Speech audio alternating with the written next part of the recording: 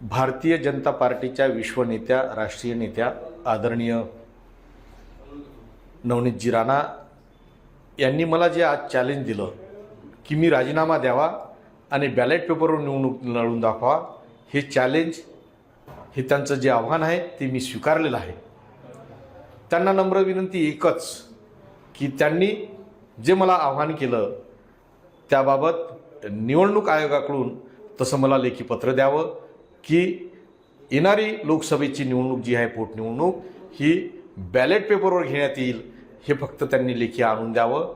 आणि त्यांनी ज्यावेळेस म्हटलं, म्हणजे नवनीत राणाजींनी ज्यावेळेस मला म्हटलं आज, उद्या, परवा, केव्हाही, कितीही वाजता तो राजीनामा मी देण्यास तयार आहे, त्यांचं आव्हान मी पूर्णतः स्वीकारलं.